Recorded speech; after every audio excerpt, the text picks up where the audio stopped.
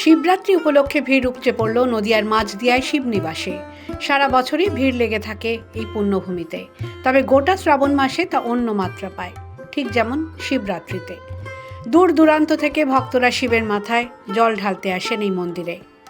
রাজা কৃষ্ণচন্দ্রের হাত ধরে 264 বছর আগে এই শিব মন্দিরের সূচনা হয়।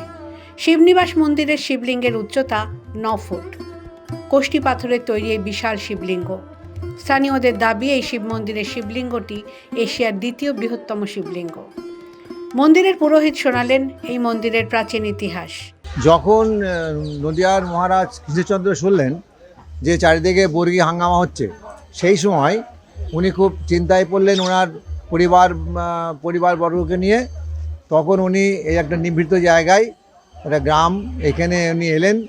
এখানে এসে যেহেতু বর্গীরা হচ্ছে শৈব, ওরা মারাঠা, ওদের ইষ্টদেবতা শিব, যার জন্য এখানে প্রথম শিব প্রতিষ্ঠা করলেন।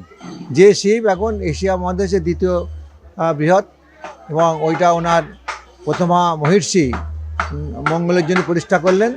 তার 7 বছর পরে আর একটা শিব আছে পাশে, ওনার দ্বিতীয় মহিষী নামে প্রতিষ্ঠা করলেন।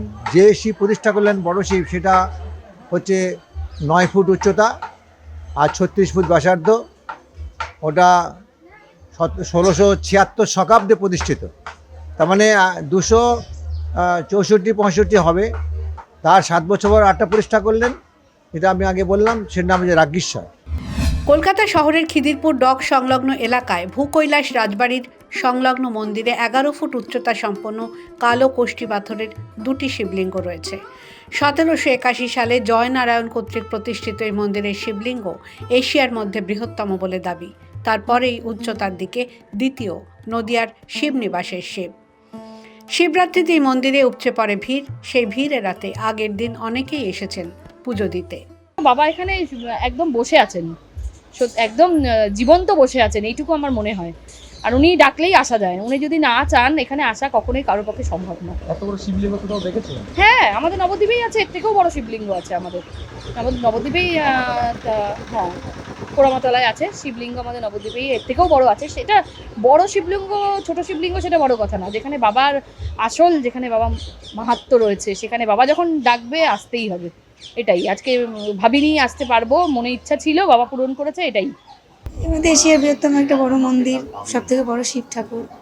প্রথমবারই আসা আমাদের। এর আগে কোথাও জল ঢেলেছেন? এর আগে তারকেশ্বরে ঢেলে এসেছি। এত বড় শিবলিঙ্গ কোথাও দেখেছেন? না, এই প্রথম দেখা, আর এই যে প্রথমই জল ঢালতে আসলাম। মন্দির চত্বরে বসেছে শিবরাত্রির মেলা। শিবের মাথায় জল ঢালার পর ভক্তদের অন্যতম আকর্ষণ এই মেলা। নদিয়া থেকে কাজল বসাকের রিপোর্ট, দ্য ওয়াল।